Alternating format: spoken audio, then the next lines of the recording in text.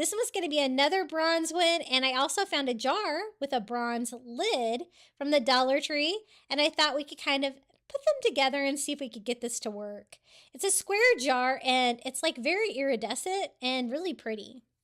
So I kind of take it apart. I pull the light out as much as I can get it. It doesn't have a lot of wire on there. And then I figured I could just poke a hole in the lid of the jar like that and put the light bulb down inside. And the bronze colors go together great. Now, at first I tried with a nail. I'm trying to put a nail here in the center because I just need to drill a little hole here in the center. And I could only find these little tiny roofing nails in my husband's stash.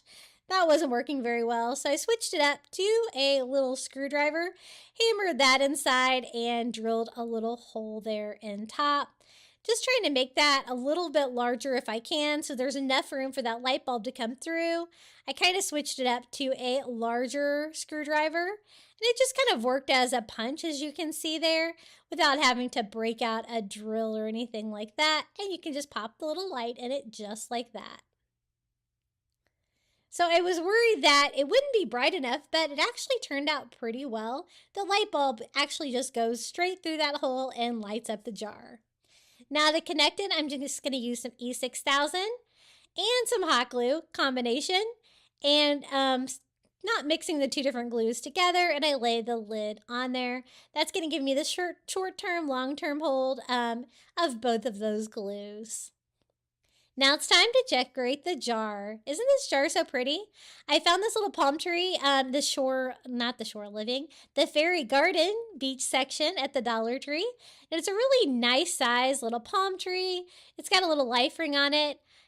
Fits perfectly in here, and it pretty much takes up most of the jar. So I just hot glue it to the bottom so it won't fall over inside there if it gets knocked over.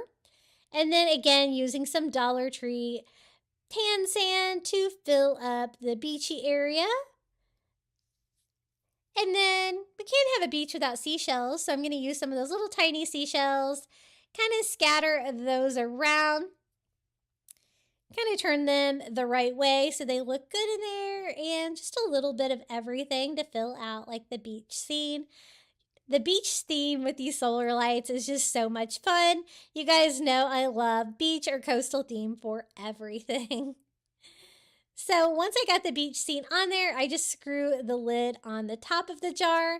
And then I thought it needed a little something to cover the sides of the solar light, just to give it a little bit more texture. So I'm just going to use some burlap. That same piece of burlap I had from earlier, I'm just going to cut down a strip of it by pulling out a strand and making just a burlap ribbon that is just the right size for the sides of that solar light. And it really did I know that they match, like the bronze and the bronze, but it was just a little bit too much metal going on up here.